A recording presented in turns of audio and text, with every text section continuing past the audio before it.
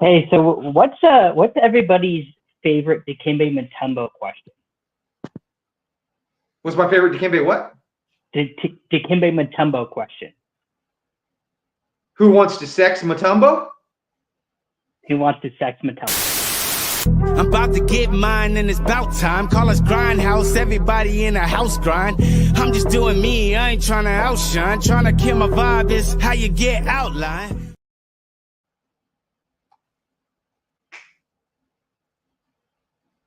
What up, guys? Today it's the Hoopstorians. It's Tony, myself, and Hoops History. Today is September 24th, 2025.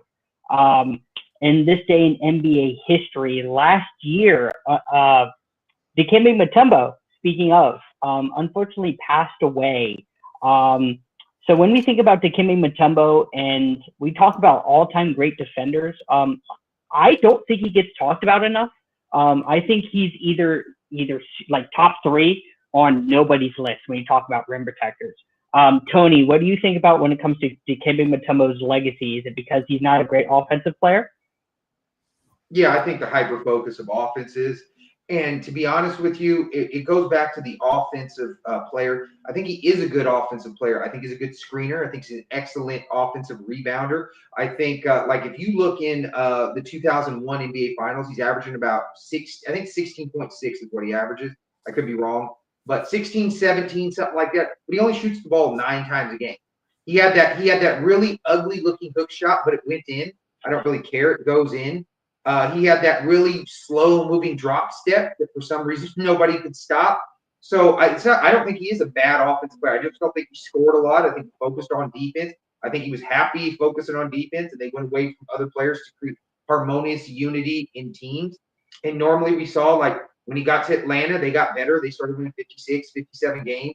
The Nuggets made the playoffs in I don't know how many years once he got rolling. Beat the funny thing is in 94, they're down 0-2, come back, beat the Sonics 3-0. Then next round, they're down 0-3 against the Jazz, force a game 7. So Mutombo that year, when facing elimination, he was 6-1, damn near unbeatable. So, and the Sixers, they made the finals once they got him. And the Nets went back to the finals when they got him too. So, and the Rockets started playing really well. They had those years of Steve Francis alone once they got him. So actually, I think Mutombo, he doesn't take bad shots. His shots go in. Doesn't take a lot of shots. He sets good screens, gets offensive rebounds, defense protects the rim really well. I got him as like a top 5 defender, somewhere in that range of all time. For me, Dikembe Mutombo, like Tony had said, he's always been on like the periphery of some of the most important moments in NBA history. One of the iconic image of Dikembe, obviously, is the finger wave, but the other, I think exactly, is he's holding the ball when he's playing for the Nuggets, laying on his back after they beat the 64-win Sonics, and then being a part of those 50-plus win Atlanta Hawks teams where Lenny Wilkens, I think, gets the most wins in NBA history as a coach, and then going to the Sixers and being part of that iconic, Allen Iverson run where he wins Defensive Player of the Year.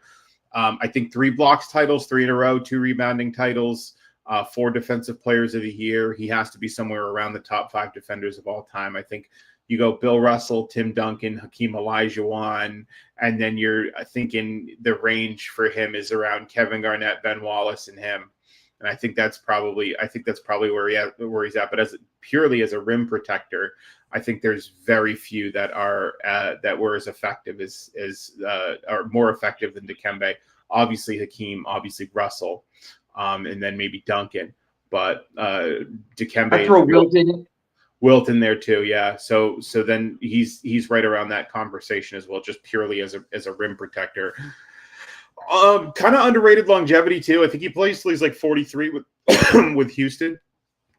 He plays like into his late 40s. Obviously not very good the last year, and probably only plays like 15 games or something like that. But underrated longevity as well. But rightfully a Hall of Famer. Rightfully one of the greatest defenders of all time, but does go unnoticed because he doesn't have that other offensive impact, or he wasn't necessarily part of like a legendary team like a title team like Ben Wallace was, or like a Kevin Garnett was. Hey, that was this day in NBA history.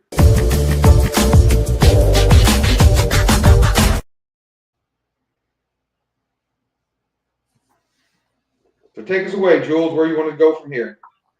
So it seems like with the start of the season around the corner, that the 80th anniversary is coming up of official NBA play. And a lot of people, I think, during the off season kind of throw out their top 100 and kind of the rankings of players. And this is what we kind of like to do, especially as Hoopstorians, as talking about the history of the game, being able to bestly rank these players as possible. But we all have different criteria. So I actually, I want to credit Tony here because he actually makes the idea. But ranking the top 80 players celebrating the 80th anniversary, the 80th season for the NBA. And we kind of, the idea is for us is to talk about some of these players throughout the months and kind of celebrate these top 80 guys and kind of go through and make kind of a master list between all three of us eventually, and talk about some of these players. But I kind of want to start with how people, what their criteria is, and establish us consistently first, so that we have a scheme of how the audience viewing us, of how, and even on our platform TikTok, how we rank players. So Hoops, do you want to go through what your criteria is and what you value the most, and what kind of goes through your stuff? Yeah. How high is their peak? How long is their prime? How do they meaningfully impact winning? And how long is their prime also goes into longevity? Like if you got a guy like Duncan, who's, in the latter half is still like an all defensive player level player, but not necessarily an all NBA level player. That factors into it as well. So those are the three questions I usually. What are their accolades is the fourth. What are their accolades is the fourth question I ask. And the reason I do that is because I think a lot of people seem to think accolades are meaningless or arbitrary, but really, especially when we're talking about in the past, there's no way for us to get the context of what people who are watching the NBA for a living were thinking, other than looking at the accolades. And when you look at the accolades, they're often, very seldomly, are they like completely wrong all the time. So I value the peak and prime the most because your highest peak is how you win now, right? Your peak is how you win now, right? Your prime is how you can win over a period of time. So those are the two things I value most. How did that impact winning is up there as well, but winning doesn't always necessarily mean how many titles you won. It's how were you able to elevate your team? And then accolades are the last thing, and I often use them as a tiebreaker, but they do matter to me. Tony, what about yourself? So I'm really big on, I call it quantum reductive debating. I try to keep things as simple as possible unless they need to be complex.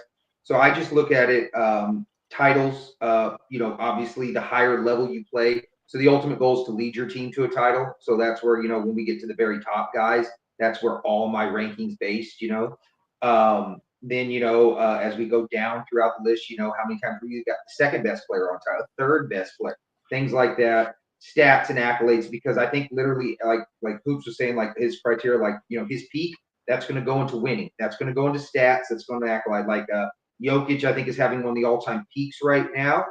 He has good stats to back it up. He's winning a lot of accolades, and he led to a title. That's what I mean. I think that a lot of people, and I'm not saying necessarily Hoops does this, but I think a lot of people overcomplicate things when they could just be simple in that regard. Because I think once we just go to those three things, everything peak, prime, effect on winning, effect on I think all of those will be covered in those three things. You're leading to titles, you have an effect on winning, you're probably peaking very high, you probably have, if you have a lot of accolades, a lot of stats, that's going to be, considering a long prime.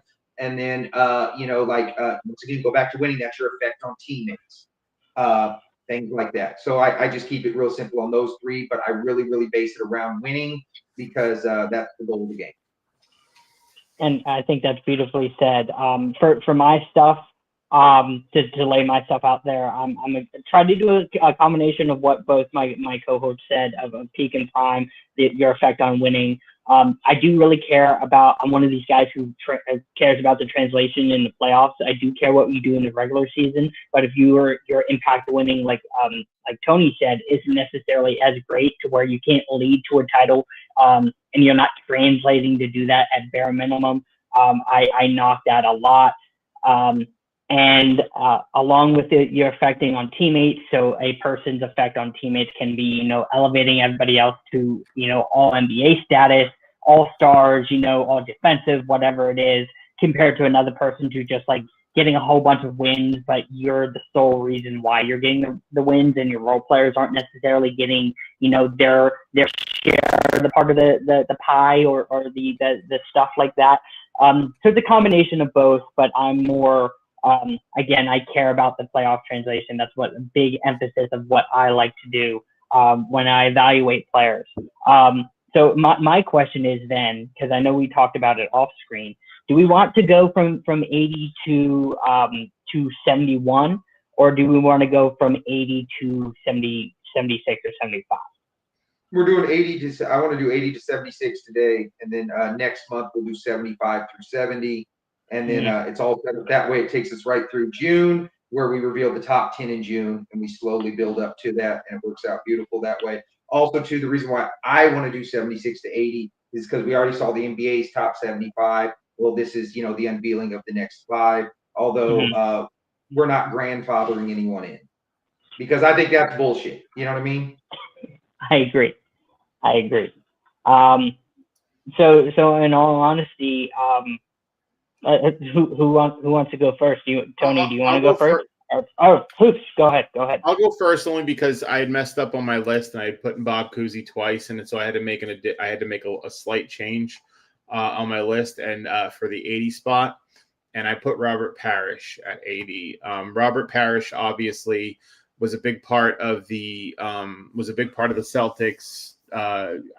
You can call it a dynasty. I don't know, 5 titles, 3 championships over a 10-year span. If you want to call that a dynasty, whatever, that's up to you. But he's a big part of one of the greatest teams of all time, big part of the one of the most iconic big threes we've ever seen. He was a solid 17 and 10, 18 and 10, 19 and 10, good rim protector. Even before he went to Boston, he was an all-star in the Golden State Warriors from the time he was drafted there to 76 until I think like the early 80s. He's never been the guy. He's always been a tertiary player, but that tertiary role did impact winning at the highest level multiple times over. And again, I think being a core part, the third best player on one of the top 3 to 5 teams of all time, definitely gets him to that 80 spot. Yeah, I have him higher. I don't want to reveal where because that's obviously for later episodes. But I have him higher, so I mean I wouldn't have any problem with him. 80, like I said, I think he's a little higher than that. At 80th, I have Joel Embiid. He's a 2-time scoring champ, 3-time member of the All Defensive Team. What is he? 5-time All NBA, 7-time All Star, 2023 MVP. Just an amazing talent, amazing talent. But he lacks the best ability there is, and that's availability. The dude now has been in the league for literally 11 years. That's 902 possible games based on 82. And I know there's a couple gap years with the COVID season, but let's just say 9. He's played in 452 games. 452 games in 11 seasons. That's about 40 games a season. 41 games a season. He sits as much as he plays. If that dude would have strung together just game after game, at this point, I don't even necessarily care about the playoff trend. He'd be much higher. I know the winning isn't there, but I mean he's had some monster playoff games. He's had some monster playoff series. I mean, what was that? 21. He's 31 a game. I mean, his career playoff average is 25. There's not very many people that average 25. So I mean, it's not necessarily him. I know the last couple of years because he's really dropped in rebounding. With that being said, and I know what was it? 23. It was just bad. It was bad for him in the playoffs that year. But I would have him 80th. Do you guys got him higher? Where do you guys got him? I've got Joel. Yeah, I've got him more in the 60s range only because of the peak. The playoff translation, some of it's a mixed bag. I'm not gonna, I'm not gonna sugarcoat it. It's a mixed bag. There's some really bad moments. He does have a really great 3-year peak. The availability isn't optimal, but he's still leading. He's still leading. I think what I'd consider contending teams. He's got three top two straight MVP finishes, including the MVP in 2023. I don't think he deserved that MVP, but he still won it, and it was still an MVP season. I thought Nikola Jokic deserved that MVP. I also thought in 2024, Joel Embiid was on pace to win another MVP that he might have actually deserved, but then he got hurt. The talent is there. The talent, honestly, his talent should translate to a top 20 player of all time, maybe even a top 10 player of all time. Probably the most talented overall scoring center we've ever seen in terms of what he has in his repertoire.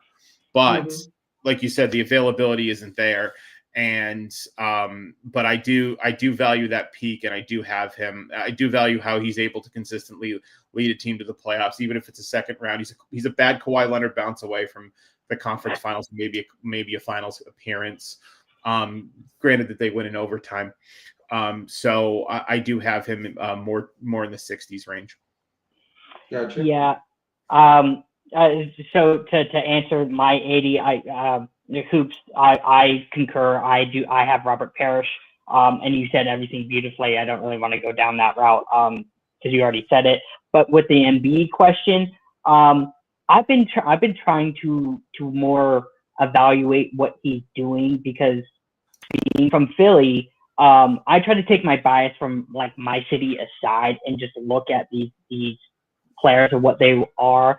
And it's so hard to evaluate Embiid because he's becoming I don't even know if he's a what if, because we saw what he was as arguably one of the most dominant players during his time period, battling with an efficiency god, advanced metrics god like Jokic, and people had him as the second, or if not the best player in the league when he's healthy.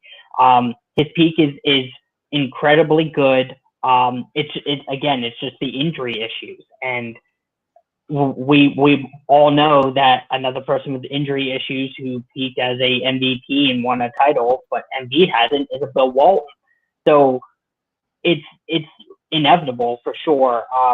It's just hard, and I feel really bad for Embiid, unfortunately. So I couldn't argue with how you evaluate that, Tony. I think that's perfectly fine. Moving forward, though, if we don't have anything else, any final comments? Wait, do you guys want to lock in number 80 at Embiid? Because I'll concede the point. I mean, not Embiid, Parrish, because I'll concede the point. At this point, if you guys want to think it's, he's the 80th, I'm cool with that. Okay. I have him higher. I think yeah, let's do that. Okay, so we'll lock in Parrish. So there you go. We got now our 80th greatest player of all time. 79. I'll start with 79. Ironically, another injured guy. But when we talk about a person who's being, it's very rare where all-time great players pass the torch to several players, and I argue that the torch was getting passed to this guy, and 79 for me is Grant Hill. Grant Hill, unfortunately is a part of some really bad Pistons teams, but eventually, as he's starting to get into his own, he's putting up all NBA numbers. He's getting compared to Scottie Pippen, even though Scottie Pippen's on his, way down. Grant Hill, everybody's having conversations with him being the best positionally, the small forward in the league. And where Grant Hill starts to, obviously transcend, he gets hurt with his knee. And what I give him props for is that he's able to extend his life out. Like, even though it's not great, like, he's still being valuable somewhat throughout several teams as a role player, making some decent playoff runs. So when Grant Hill's skill set is there, I think he translates decently. It's just unfortunate with, again, another person who is injury prone. I have Grant Hill at 78. Grant Hill is one of the biggest what ifs in NBA history. I think the biggest what if is Bill Walton, but I think Grant Hill is right up there with one of the biggest what ifs in NBA history. He was one of you said Scottie Pippen, but he really took that role and accelerated it. It's almost like he's the middle stage in the evolution to LeBron James, right? In terms of being that all-around point forward who's an elite rebounder at his position, elite playmaker and scorer at his position. All-NBA first team. Signs with the Magic, and who knows if he doesn't get hurt, who knows what could have happened with Tracy McGrady. I think the idea behind that Magic team in the early 2000s was that Grant Hill was going to be the primary scorer, and Trey McGrady was going to play more of a playmaking role. He said, I think it was Hill that said, or one of them said, somebody said Grant Hill, Tracy McGrady was actually a better passer than LeBron, but we'll never know. And then later on, even he makes his last All-Star team, I think in 2005. Later on, he's part of a Suns team that does make the conference finals, and he's a starter. That's later in his career. So even with his injury prone, he does have decent longevity, because I think he's 37 at the time and still a very productive starter on a legitimate title contending team. So yeah, he's definitely a what if, but what we got from Grant Hill was still special. Was it Hall of Fame worthy? I don't think so, but he's in the Hall of Fame. And so that's why I have him at 78. I do the peak coming right out of Duke was I think really something special and something that we missed out on. So yeah, I don't even have Grant Hill. I have him way lower than that. It's like you said. You just said, was it Hall of Fame worthy? No. So I mean, there's definitely at least 80 Hall of Fame worthy players, and if he doesn't even have a Hall of Fame worthy career, I don't know how you could get him in there. I don't really think, like I said, his first 6 seasons are amazing, and really his rookie season's cool, but it's really 5 seasons from 95 to 2000. He peaks in 99, 2000, where he finally breaks out. Averages over 25 a game, hurts his ankle and all that. So yeah, I don't have Grant Hill right. I got SGA right now at 79. He's obviously going to go up, but the MVP, the title, all that's cool. It's the 3 all NBAs, 3 All-Stars. And it's he's only got 11,000 career points in 7 seasons. He's a 1,400 point a game scorer right now for throughout his totality of his career. Like I said, it's only going to keep jumping leaps and bounds. I'm sure by next year he'll jump another 10 spots for me, and another. You know what I mean? But just right now, that's what I'm saying. It's just too short of a career, and really without this one peak season, he'd be in anywhere top 100. So that's where I got right now. Like I said, I'm indifferent about the matter. If you guys want to go Grant Hill, you guys got him that high up. Yeah, but like I said, the Hoops comment of, he doesn't think he's Hall of Fame. I don't know how we can have him top 80. Because I agree with that. We're 2/3 on that. I think there's at least 80 Hall of Fame careers in the NBA. At minimum. Well, maybe. You know what? The NBA's we know that in the NBA's Hall of Fame standards are dog shit. So I'm not sure. SGA I have way higher.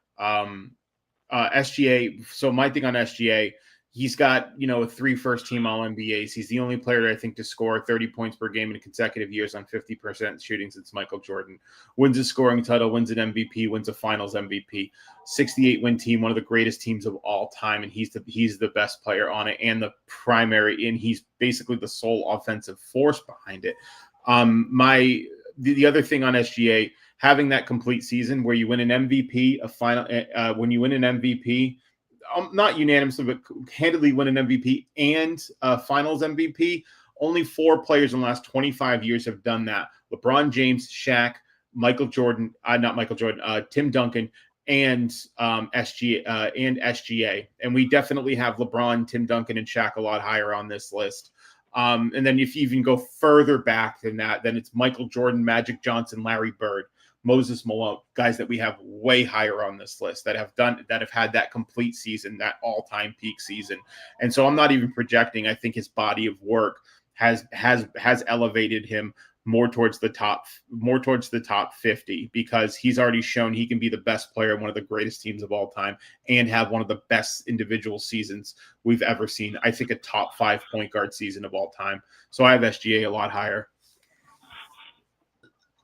No, like I said, and if you guys got more, I'll concede the point on that once again. But I don't know if you guys want to go. I don't mind. So who do we think?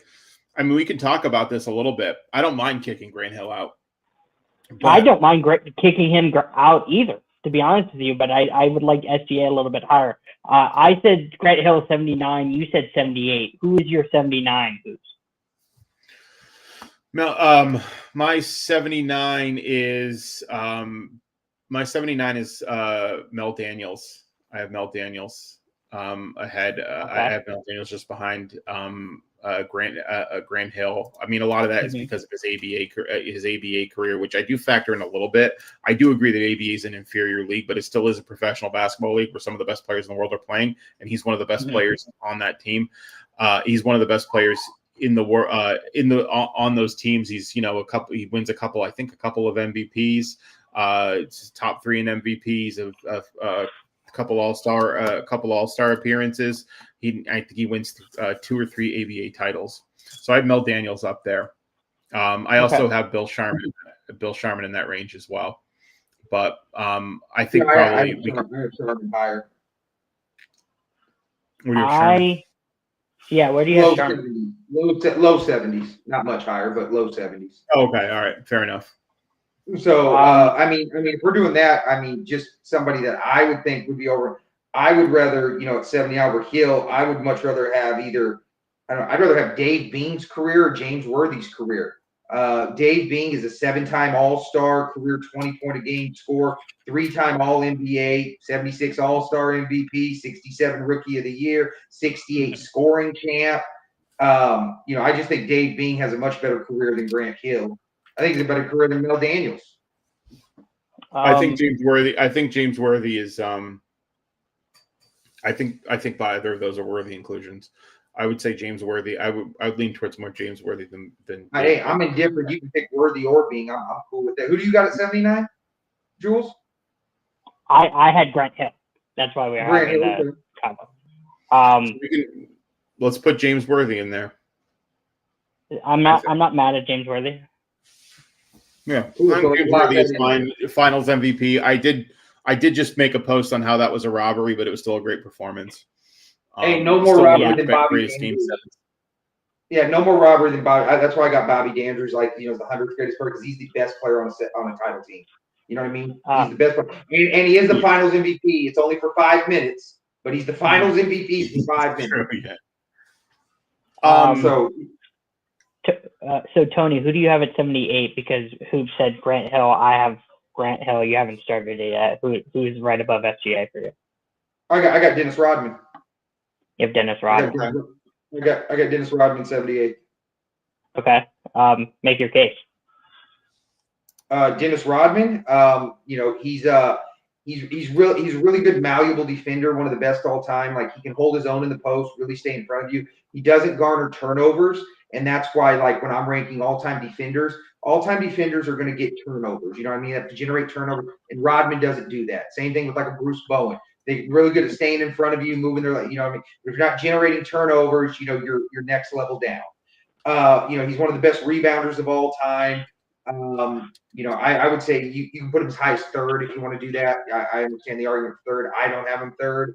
I think I have him, 4th or 5th all time, the 4th or 5th best rebounder. I mean, he's a back-to-back defensive player of the year. He only got 2 All-Star. He's only got 2 All-Star guys. He's only got 2 All-Star games.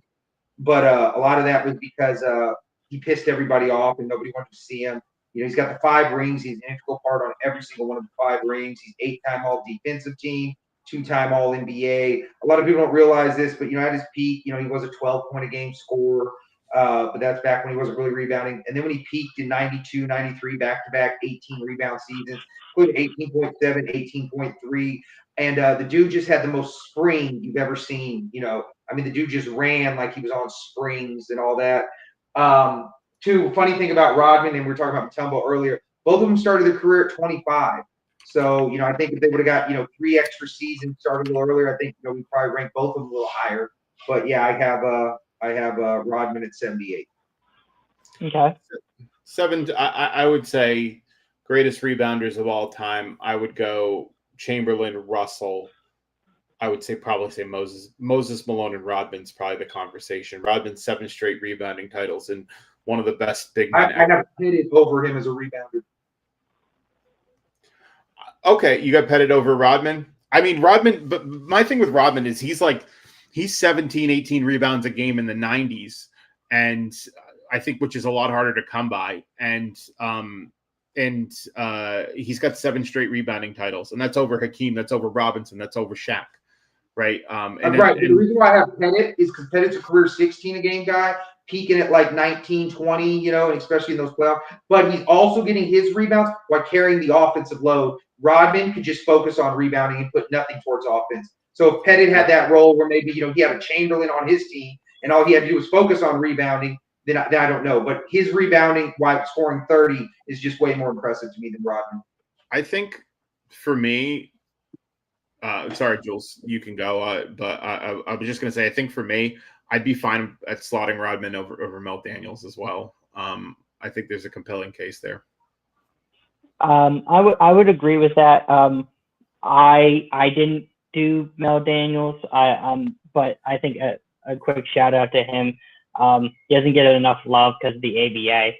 I just didn't rank him because of that amongst itself. So I think that's cool of you, Hoops.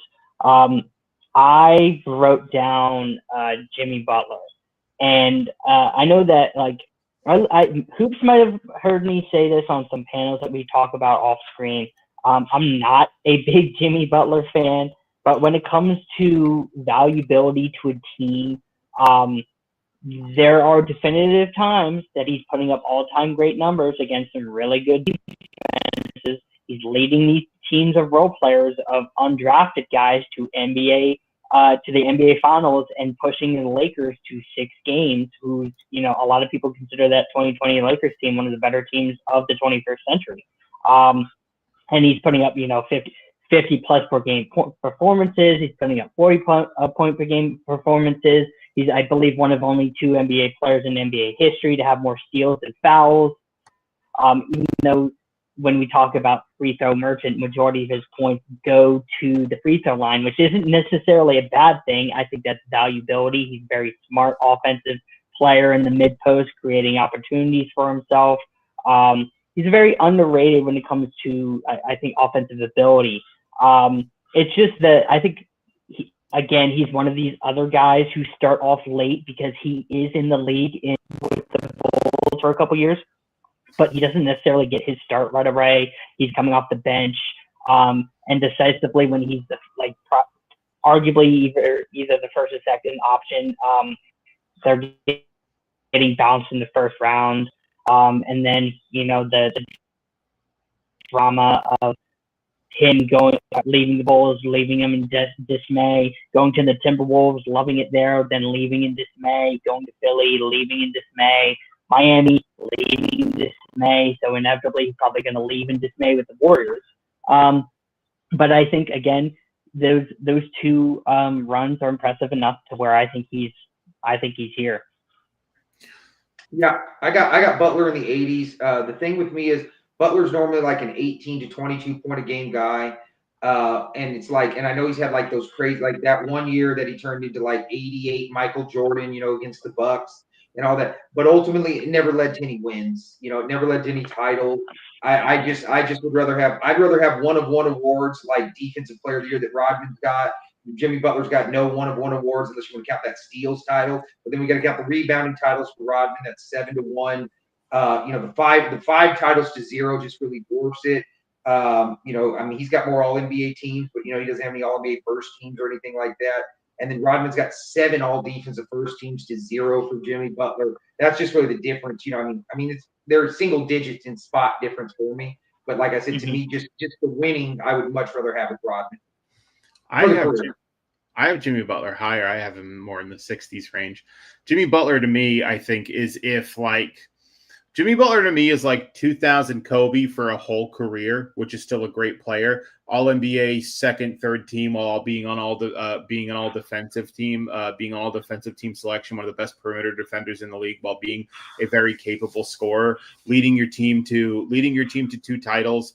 Leading your team from an 8 seed all the way to the NBA Finals, scoring 37 points per game in a playoff series, scoring 56 points per game in a game 4 that you win by 2 points, scoring 42 points to seal that game, the following to seal the series, And then the 2020 finals, he's great. He's going toe-to-toe with LeBron for at least 2 games. It doesn't lead to winning. It doesn't lead to a title. Is he good enough to lead you to a title? Maybe. We'll never know because that was his window and it's closed. But I think he's at least good enough to lead a contender, lead a team to a finals, which we've seen done twice. And he also led the team to a conference finals where he was a 3-pointer away from making it. And that's without his second best offensive player, Tyler Hero. So Jimmy Butler has shown he's capable of putting his team on his back during a whole playoff run and leading a deep playoff run and beating or at least playing toe-to-toe with teams that are significantly more talented than his. So I have Jimmy Butler a lot higher for that. I think the rest of there is, I think, real criticisms about his career where he is, leaving situations in dismay. I would say before he does lead those teams to their more successful seasons. Absolutely. Look at Chicago where he's leading. I think Pau Gasol is probably the best player during the regular season in 2015. Actually, he's definitely the best player in the regular season in 2015. But Jimmy Butler's the best player in the playoffs, and they have the LeBron James, Kyrie Irving Cavs on the ropes. It takes LeBron James 3 when they're up 2 to swing the momentum in that series because the Bulls are up 2-1. So even in Minnesota, they made their first playoff appearance in Minnesota in a long time, and Jimmy Butler ends up being a starter in the All-Star game that year in a very loaded Western Conference. Then you go to Miami, then you go to Philly, where they get the closest they've ever been to a conference finals appearance in the Joel Embiid era. Like I said, a Kawhi Leonard goofy bounce probably keeps him from it. And then you go to Miami, where I said it's consistent contenders, one of the best teams in the East, and makes 2 finals appearances, and I think significantly raises the expectations of where they're supposed to be in the 2020 finals with Bam Adebayo out, with Gordon for a couple games, with Gordon Dragic out for the whole series, and still going and still playing himself to exhaustion to at least steal a couple games in a series that they probably should have been swept in, playing LeBron James and Anthony Davis. And I think the best team of the 2020s, or the second best team of the 2020s, which was the bubble championship Lakers. So that's why I have Jimmy Butler higher. Is Jimmy Butler top 5 in anything? Top 5 in anything? No, I wouldn't say he's top 5 in anything. No. So just out of curiosity, would you rather like, let's just say these are your guys' career, you guys got them higher than me. Let's figure this out. Would you rather have all those things you said, or would you rather have 5 rings? Would you rather be a top 5 rebounder? Would you rather have 2 depoys, or would you rather be able to say I can put the heat on my back and come in second place? I can average 37 in a series, but I have 2 depoys. I have 5 rings. I'm a top 5 rebounder. Like, or would you rather be able to say that I can average 37 in one series? Well, what I'm valuing is being able to lead your team in the playoffs and not be necessarily like a more tertiary piece on a title team. I don't know if Jimmy Butler could have been a tertiary piece on a title team because he's never played that role. But I know he was the best player on teams that have made it to the finals, made deep playoff runs, and I certainly think we have some guys much higher on the list that were able to do that as well. No, I agree with that, but normally those guys too have like all NBA first teams, MVPs, like crazy career numbers. Like, what's Jimmy Butler for his career? 14,000 points in 14 seasons or something like that. Like, probably, for example, he's like a solid, like probably 19 point per game scorer, Right. Yeah. Right. And that's just what I'm trying to say. Like, and if that's what you would value, that's what you would value. Just, when I look at their 2 careers, I just would much rather have like Rodman is an integral part on the 96 Bulls, guys like Sean Kemp were saying, we lost that series because of Rodman, not because of Jordan. And Jordan played like shit for Jordan in that series. It was his worst finals ever, things like that. They go from, the only real addition they add is Rodman is their big addition. They go from, 47 wins to 72. Obviously, a full year of Mike that really helped. But Mike in the games he played is 13-4. That's not a 72-10 pace either. So I'm just saying like that. And then it's like everywhere he goes. I mean, well, not everywhere he goes. I take that back. I was going to say not everywhere he goes. Yeah, I take that back. I take that back. But when you fit it around him, I don't know. So I'll be honest with you. I'll concede either one of you guys. We can go Rodman, we can go Butler. I don't really care. I do think it's tough because I don't mind. I mean, I don't mind. I don't mind moving Jimmy Butler down or kicking him out necessarily. I do think you're making compelling points with Dennis Rodman. Having him there, I definitely feel like I should kick Mel Daniels out at least. So I don't mind moving. Yeah, I mean, it's up to it's. Can we make a compromise and do if we're kicking Mel out on your list? Can we put Dennis at 79 and Jimmy? Would we say because go ahead. Why don't we do Jimmy? We could probably do Jimmy 78 or from 78 to 80 and put Dennis ahead of him. I mean, that's what I'm thinking, but I'm fine with that too. That's what I was going to say. Make a compromise of getting Mel out and have Dennis and Jimmy within the same area. I'm fine with that. Well, that makes up 4 spots though. So now we got Parrish at 80th, we got Worthy at 79, and then I don't know, Butler at 78, and then Rodman at 77. Rodman at 77. That's fine. Okay. Well, then you guys want to say who your next 2 guys are in each one, and then we'll figure out this last place for the last third of the show because we got 2 slots for each of us now, and we got to figure out who it is for our 77th, 76th. So, Hoops, why don't you tell us your first 2, and then I'll go and we'll kind of just rapid fire, and then we'll debate it out. Bill Sharman and Sam Jones. Okay. Bill Sharman, the original sharpshooter, led the league in free throw percentage like 7 years in a row. 90% free throw shooter, was a +10 relative true shooting 1 year in the mid 50s. Usually reliably a +7 relative true shooting. Was never the best player on a title team. Was never a best player in a team that made a deep playoff run, but was an important piece to a title team, a couple title teams at least. And again, I think. The original sharpshooter in NBA history. So I have Bill Sharman and then Sam Jones obviously being a key piece to the Celtics dynasty. I don't think ever being a great player, 2-time All NBA, right? But 2 or 3-time five-time All-Star, 2-time All NBA, 5-time All-Star, never being a great player, but being an important player. Hey, two-time top 5 MVP finishes and 3-time top 10. Sam Jones. 2-time top. Okay, fair enough. Yeah, I have Sam Jones a lot higher, but you know what I mean? I don't care. We can put him in the 70s. Well, Sam Jones I and have Bill Sam Sharman Jones higher. All right, Sam Jones and Bill Sharman for me, I think are immovable.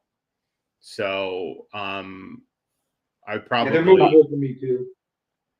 Yeah, well, I mean, immovable in terms of not immovable in terms of their mobility up and down, like up the list. Immovable they have to stay in the top 80. I got you. Yeah, I got you. Yeah, okay. That's what I mean.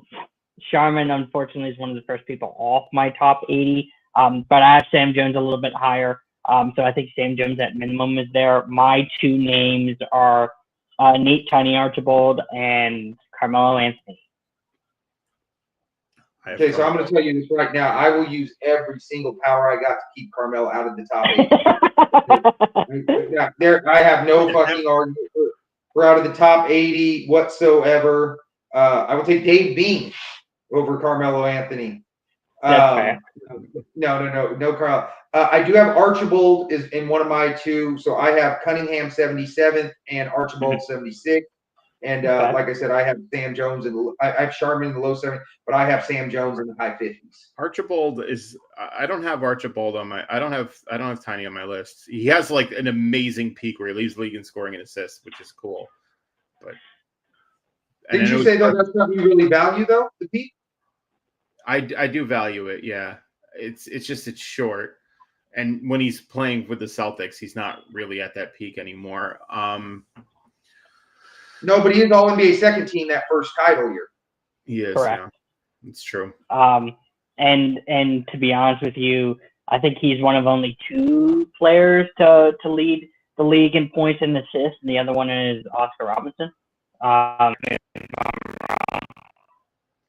don't mind kicking Carmelo off. Oh yeah, I'm saying my name. if we kick Melo off, I'm not gonna be butthurt about it. I'm not no Melo stan. You guys know me, so I'm not gonna be pressing on Melo. Okay. Well, let's talk about because nobody else brought him up. What do we feel about Cunningham? Where does everybody have Cunningham? Billy. Let me. I don't have Billy Cunningham on my top 80, but I had another guy that was one of the first off. I had him at 82. So I'm not mad at Billy if we keep him, but I think I would prefer Tiny personally. For me, I could go either way on Tiny and Billy Cunningham. So right now we got Sam Jones. So we each got Sam Jones a little higher. I got Sharman a little higher. Where do you got Sharman? You got him a little higher, or he's out of your 80s, Jules? He's at 85. He's one of the first off. Same thing with Billy. Okay, so I mean, like, I don't care if we lose Sharman. I don't know how much you guys care about Sharman. That's fine. We can kick Sharman off. I thought it was important to have him, but if we want to kick Sharman off, that's fine. Yeah, I think go ahead. No, I think it's fine to have Sharman off. I think we wait on Sam Jones and move him higher. I think I would say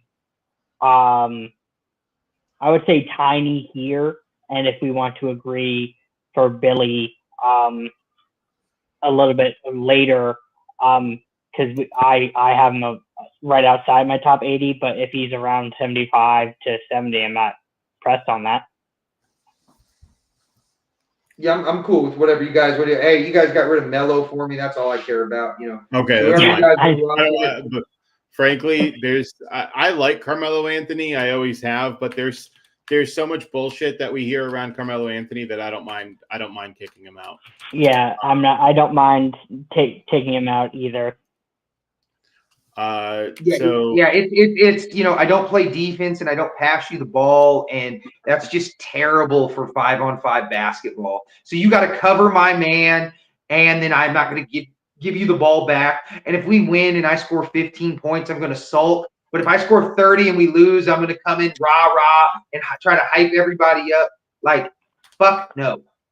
Amazing talent, terrible mental state for the game of basketball.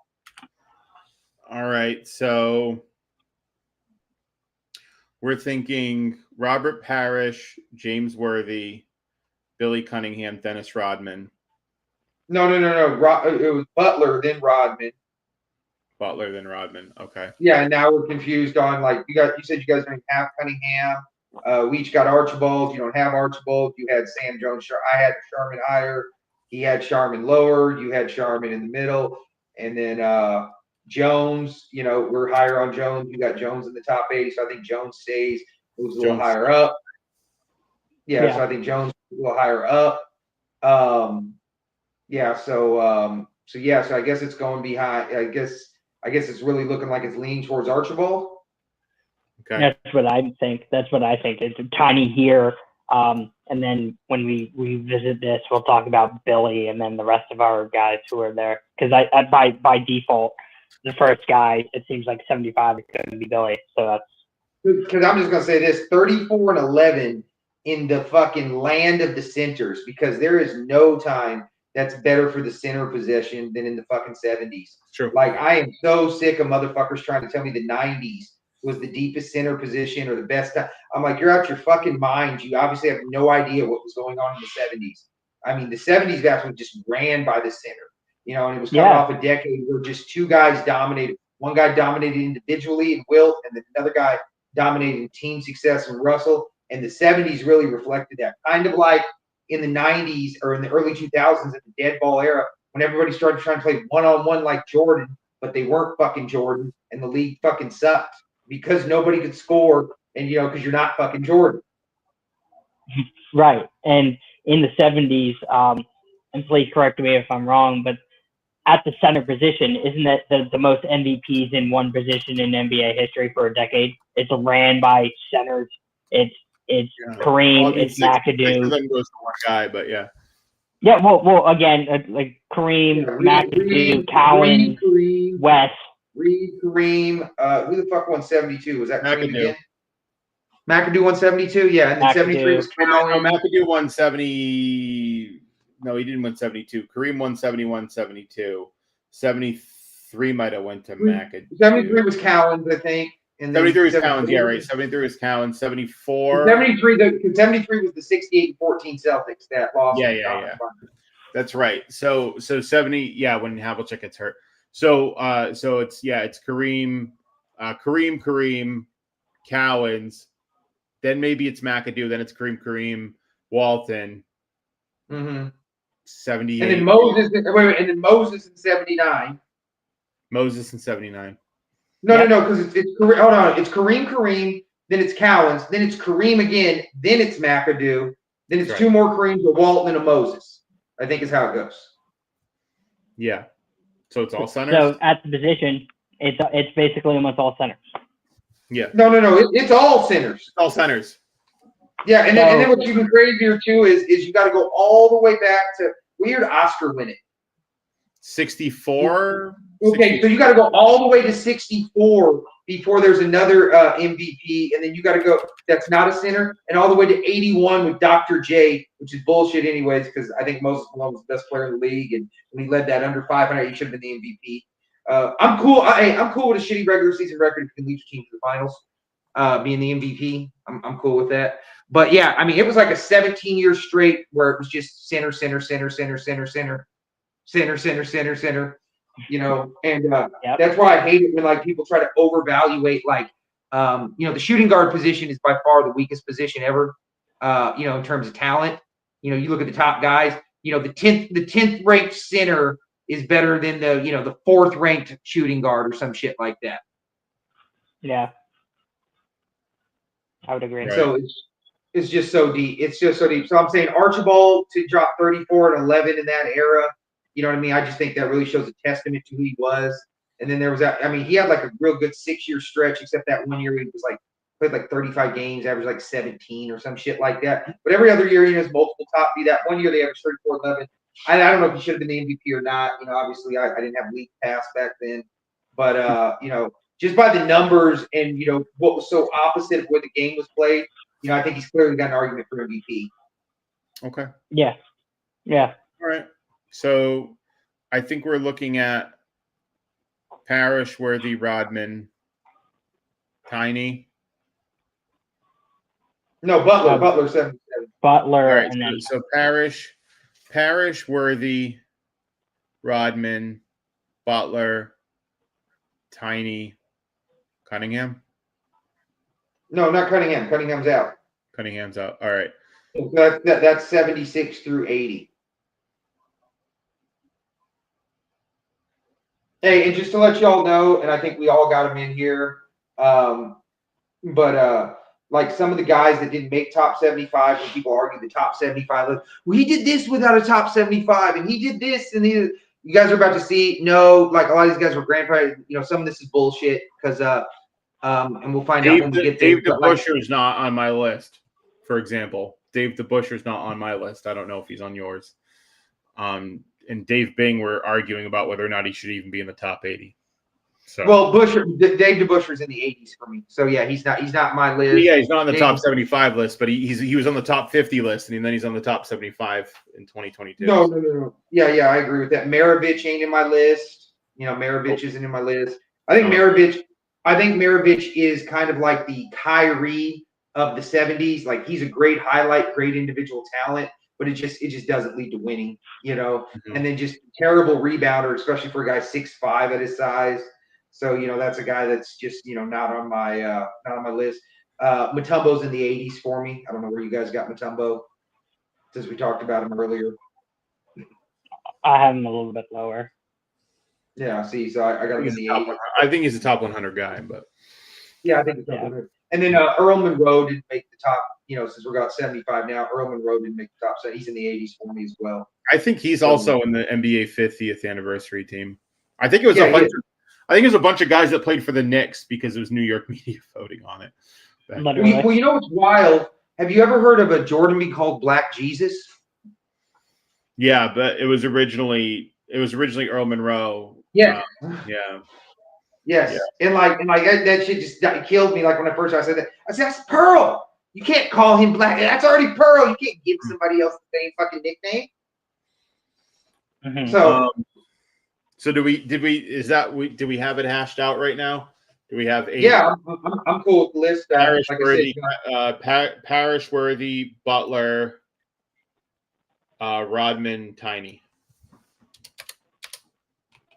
Yeah, not too bad. Like I said, some guys moved up for me. Like I said, I had Parrish in. So I'll just give you my ranking for Parrish since it don't matter. I have Parrish 66th all time. So obviously, that dropped down for me. I had Butler 87th. That had to move up for me. Those were the 2 big points I really conceded on. I don't know about you guys. Where else you were on that? Yeah, I had Parrish Hereditary. Like I said, I think it's fine for now. And again, we'll chug through it ever so slowly to definitively make our master list. And I know that we're definitely going to be I feel like we're compromising now, but I know there's going to be some stuff where I think we're not going to be moved on. I'm totally fine with throwing Melo off the fucking list. I know that how you guys feel about Melo, but I definitely think there's going to be some names to where it's like we're not moving on our stuff. I found myself having to defend Melo the other day because someone said Draymond Green's better, and but I don't care about. And I liked Melo when he came out of Syracuse, and I had a Denver jersey in like the mid 2000s, but I don't give a shit. Oh, dude, I was rooting for Melo because I'm one of those people that goes against the hype. So, LeBron was all the hype, so I was rooting for the underdog in Melo. I'd much rather. I thought he should have won. I thought he should have won Rookie of the Year. Yeah, to be honest with you, I think it's a co-Rookie of the Year. I mean, I think. Yeah, I agree. I think that's much more than Grant Hill and Jason Kidd. That was the last, or Elton Brand and Steve Francis in 2000. I think that was a great co-Rookie of the Year. And not only that, after the first 2 seasons of Melo, I mean, I really thought the dude was a winner. I'm not first 2 seasons. I'm talking Syracuse and his rookie year. I really thought the dude was a winner.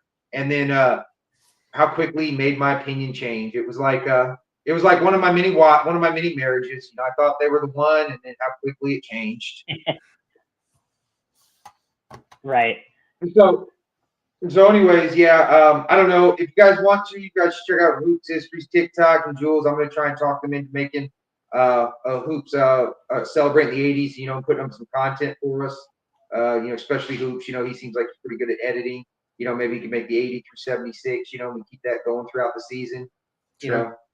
Yeah, so maybe you can check out his TikTok. We're going to try and do that. That could be my next project. Yeah, that won't take long. Yeah, also too, revealing it right now to both of them. I think what we're also going to do this year too is we're going to do 80 seasons, 80 stories, where you're going to try to pick like some wild niche things that people don't know. I don't know necessarily if we're going to pick it from every season, but just like some random facts like people don't know. Like, for example, the time Lionel Simmons got injured from playing Game Boy and had to miss teams and miss games, things like that, just stuff that a lot of people don't know. So I think we're going to do 80 stories and 80 seasons, as well as some more 80 season content, maybe coaches, maybe we'll do, teams, maybe, best teams ever to not win a title. Maybe there was some stuff out of their control. I don't know, just bouncing around some ideas. But we're going to do a lot, in celebrating the 80th season, since we weren't around for the 75th, and we don't know if we'll be around for the 85th. So we got to make the most of the moment. For sure. So Jules, you gonna lead us out? We're about out of time. Yeah. All right, guys. That was the episode of the Hoopstorians. Again, celebrating the 80th season. This is Jules, Hoops, and Tony. We'll see y'all next week.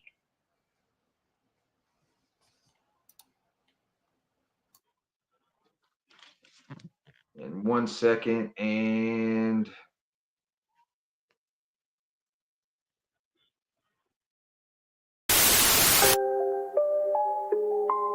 Canada. Put on a suit, drink water, don't drink and drive. Hey man, call your mother. It means nothing. It means nothing. Nah, they lying to you. It's about the money. Now you're more fluent.